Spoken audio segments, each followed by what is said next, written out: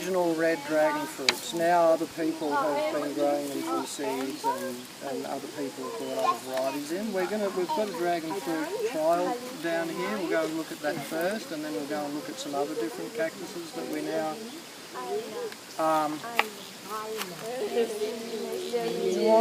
Do you know the prickly pear? Mm-hmm. Prickly pear has prickles all over it, right? But there's these cultivars in the Middle East and some in Southern California, southern US, which get really big fruit and no prickles. And they're really delicious. And I really like cactus fruits. There's a quality, they're very cooling. They've got all the cactus fruits are very cooling. They're very yin and and I like cactus fruits. So I started, a few Italian people and Greek people I knew gave me these, they're called cactus pear, they're not prickly pear. Cactus pear got the big fruits and no prickles. That's the main one. Okay, so I got a few varieties and I thought, I'm sure there'd be more out there if I really looked. And everywhere I looked, I could only come up with, everyone said, there's a red one, there's an orange one, and there's a yellow one. And I've already got those, but no, I'm just going to take a piece anyway, if you don't mind. And I started growing them all. And what I realised, yes, there is only an orange one and only a yellow one and only a red one, but they're actually all different. And everyone's making the assumption that they're all the same. There's a red one, a yellow one, and an orange one. I thought, wow, this is really interesting. So then I did a bit of a road trip, hired a van and went to all these different parts of Australia and started collecting. And we now have over 200 varieties of cactus pear. We actually, and I'll show you that, there's a hectare, there's 1,000 plants over the back near the river. And we ended up finding not only 200 different varieties, but a whole range by the colours in the skin and in the flesh. Some of them really, really rare. I even did historical research and found some that were brought in from Luther Burbank, of all people, who bred the first finest cactus pear in the world in the way back.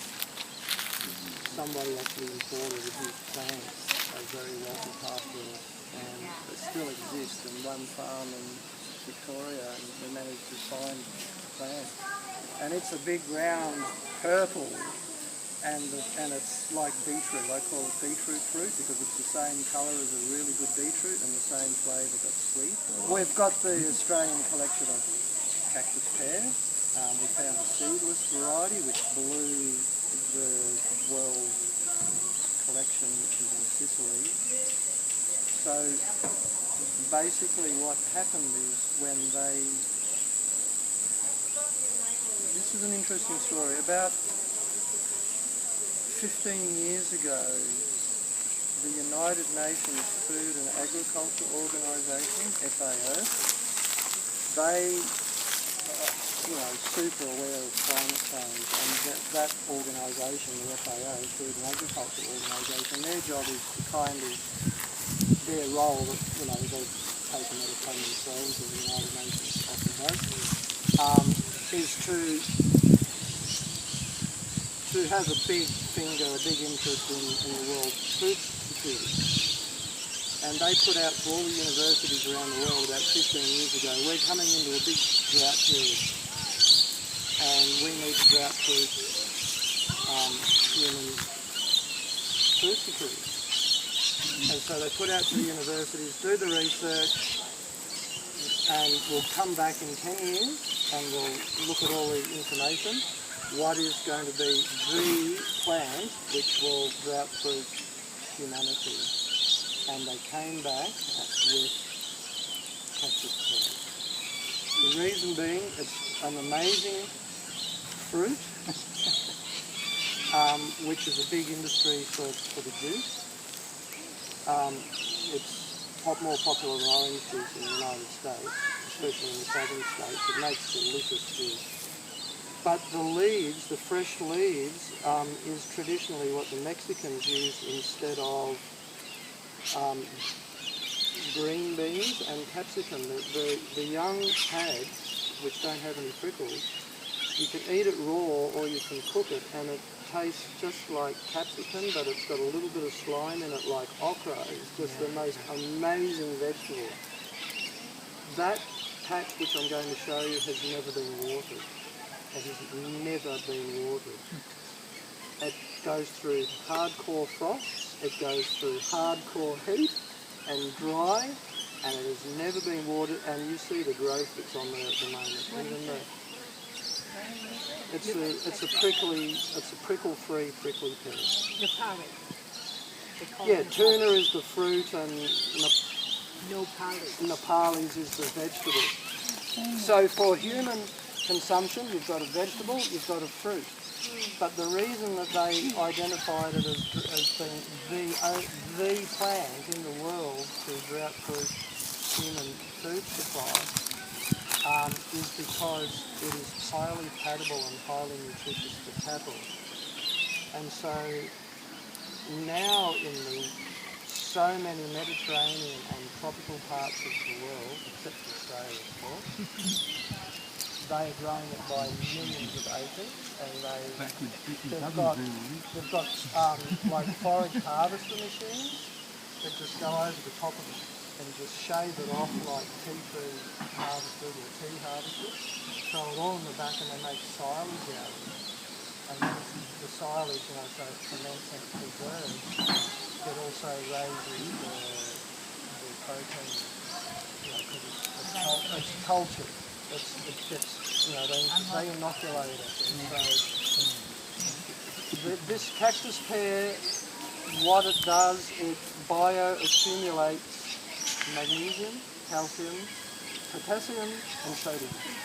The four main alkaline minerals, and especially dairy cows, that's what this plant is super high in. Even if there's not much in the soil, it bioaccumulates, and it somehow also transmutes other minerals. There's this thing called transmutation, which not many people probably understand, but calcium can be turned into magnesium, for example, on a subatomic, with bacteria and stuff, and plants can do it too. So you can get minerals that actually transmute. Only certain lead transmutes into uranium, yet they're both different elements. Calcium can transmute into magnesium. This is, anyway, so this plant does that. They're the four main minerals, Anyway, so that's that one. You're a fountain of them.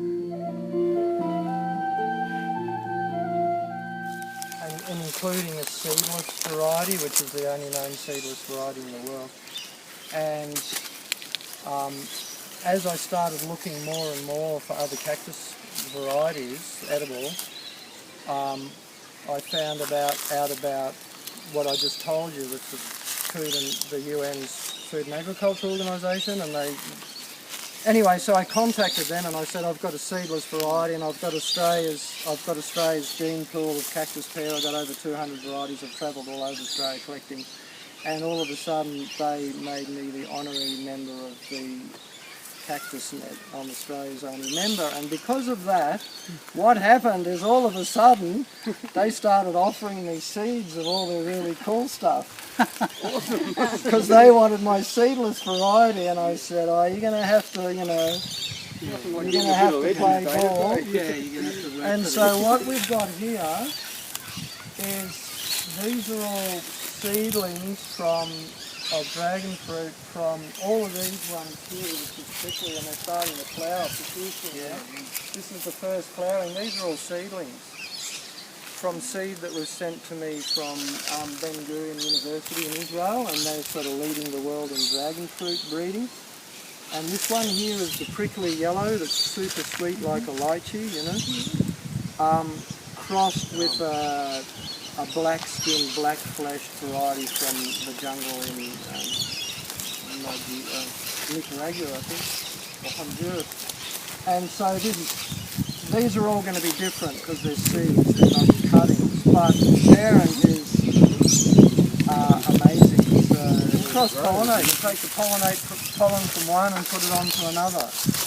And so we're doing a lot of our own breeding. There's a fruit over there. There's a couple of fruit here. Lisa ate this one last year. It was the first fruit from the seedling, and that's a massive dragon fruit with vibrant pinky purple flesh. Amazing. Really self-pollinating. So do you need the night moth to pollinate them or not? And need air sources, bees, light sources? hawk moths, ants. But do you need special lights to attract them? No. No, They that's do just that nature. commercially. They put because it brings the insects in. Yeah. But there's that many insects here. It just happens. What happens if you get Better lots to do of it rain? naturally. When you get lots of rain, does it reduce the flavour or interfere with the growing of them or anything? Because they're cactus? No, it's the farmers who are putting just the water on every day, all the time. They're trying to just pump the plants. Yeah. Because these grow naturally in the dry tropics and on the edges of rainfall. Very similar to here, the dry tropics. They have 6 months, 9 months really dry, and then you're getting intense rain. So they can handle a bit of rain. They can handle a lot of rain. Right. Yeah, so you can see there's just a lot, well I can see anyway, that there's a lot of different looking vines here. And there's over 200 and each one's a seedling, so each one will produce a different variety, and then we'll just select the best tasting fruit. So we want big fruit, we want sweet, we want self-pollinating, and that's really your criteria. You want self-pollinating. Some varieties you've got to pollinate themselves. They're not self-fertile, so you've got to get pollen from another. So anyway, that's my dragon fruit thing. Do you sell it? It sounds as though you've done all the hard work for a lot of people. Like we could literally come to you and just get seeds. You know, I went to Bob Catter and all these pastoralists 5 years ago and gave them all of the UN's, they've published all the books about cactus pear and how there are dairies now in the middle of the desert in Mexico, like super dairies, these dairies that have got 2 or 3 or 4 or 5,000 head of cattle, dairy cattle, in the deserts. They don't need much water. Dairy cattle need a lot of water, but these cactus pear, they're full of water. And so they don't need to give them much water, because it's so rich. It has a lot of food I've got books with photos of these super dairies and these black and white Frisian Dutch cattle in the middle of the Mexican desert. So I showed it to Bob Catter and it said, you need to organise a meeting with all the, because there's millions of cattle every year out in the Gulf that are dying of thirst. It's just Cruel. And they could grow this out there. You don't have to give them any water. The cattle, the rest of the world's really into it now. And he just said, oh no, that wouldn't be good for my career, no, we don't talk about prickly pear in this country, Bob, it hasn't got any prickles on it, doesn't matter. And I've told economists who got really excited about it, I've told all these people, but no one wants to talk about it. And so I've just got it there, and they all know about it. And one day, I'll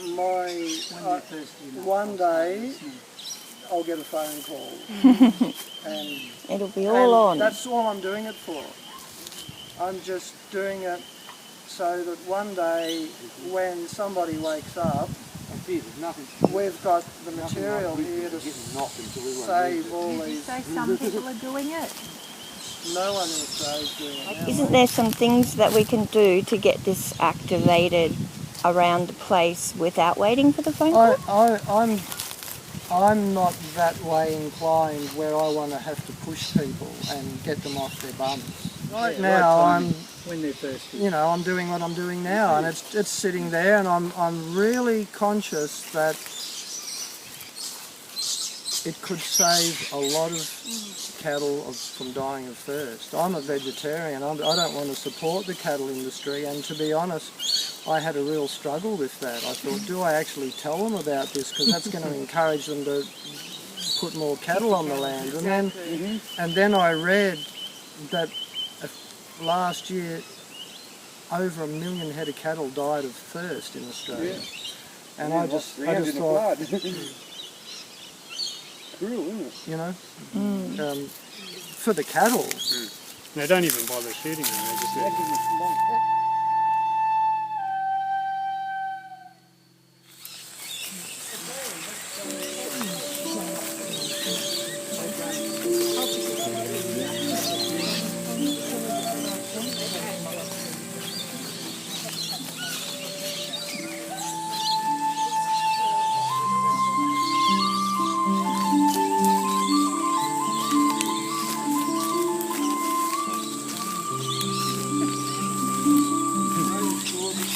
What you got? Red tomato, have one. Ah, yeah.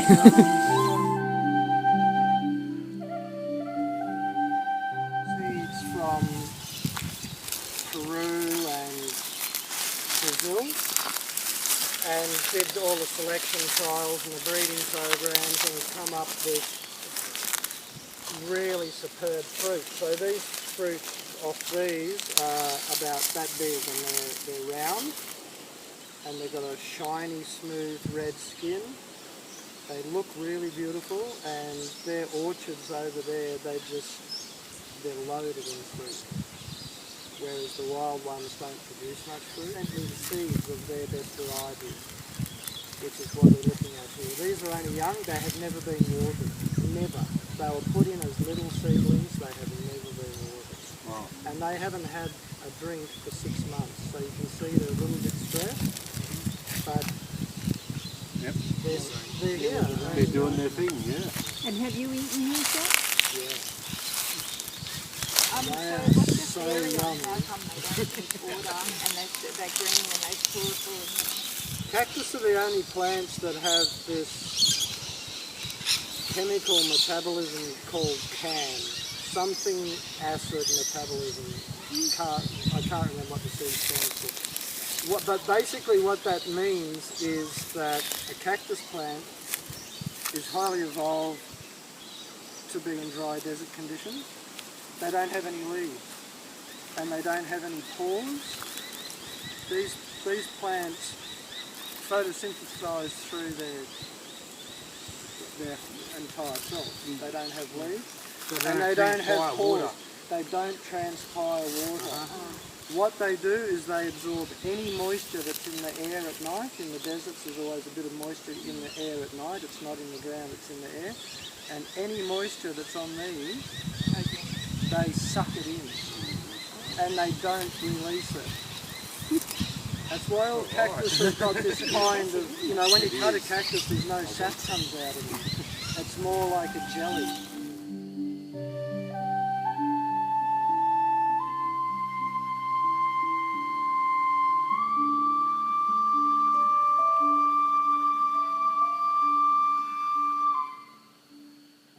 Snap that one off and eat it as much as but they're delicious. That's how you eat them. Fresh young one like that, When they're young like this, and you can see there's no prickles on that. Really soft. That one you can just slice up and put it in a salad. They're just so nice. And then when they're a bit bigger and a bit firmer, they're the ones they tend to cook more. What do they taste like? And then you can put your Anything vegan around them. just unique? Just when you eat them raw at this stage, they're a lot like okra. Yeah, and they've also Maybe like aloe? Do they taste similar to aloe? No, aloe's disgusting. Yeah, it's very bitter.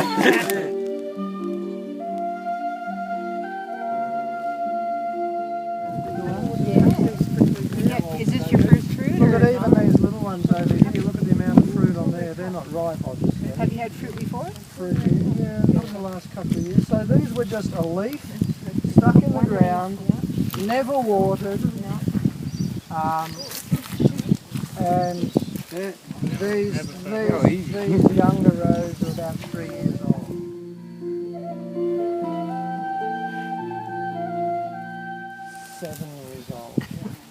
How many there's- varieties are out here? There's 200 varieties here, at least. At least. So there's 1,000 plants in here. You've got some organisational systems like little lists And- and tags and all that sort of Yeah, stuff. exactly. Identification. These, when they're mature, will give. So those ones in that back row, the biggest ones are what like mature size. One of those plants will give you between 50 and 100 fruits a year. Oh. And there's 1,000 plants in here, so that means between 50,000 to 100,000 fruit off this little patch. No fertiliser, no water, nothing. No effort really, How just big? planting. No, Knew I you don't say do that. that. I mean, How and come? How you have big to is bend this down and patch? plant it. I think there's about an acre here. Hey, Natalie, how come you don't have them growing all over the place like the dragon fruit? Because they don't climb up trees. And is there a reason why you've got them so far apart?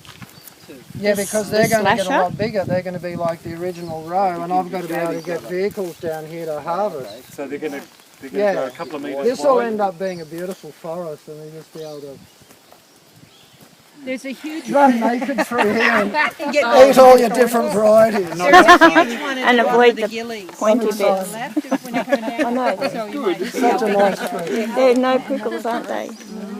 Oh, these things can get about yay high. Oh, really? Yeah. These are only young and So none of them have reached their full potential yet? no, they're only cactus only occur in the Americas. Anywhere else in the world, if you're out in the bush and you see a plant that looks like a cactus and it's a native, if it's not in the Americas, it's not a cactus. So Africa, there's a lot of plants that look like cactus. Yeah, even in Central Australia, there are plants that look like cactus. Wow, so they're just succulents. Yeah.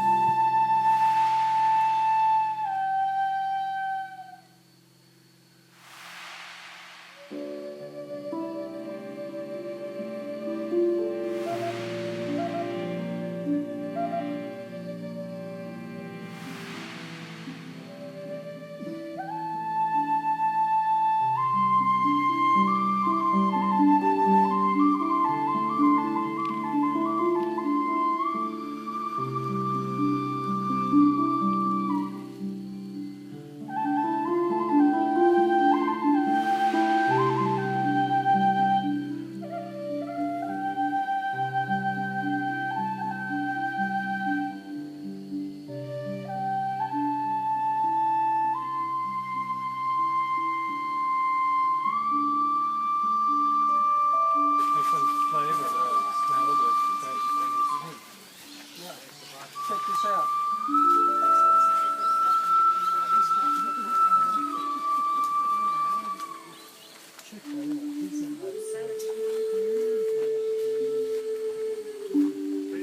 Just walk. You can just walk past and look, but this rose is a really good. This is one of my favourite.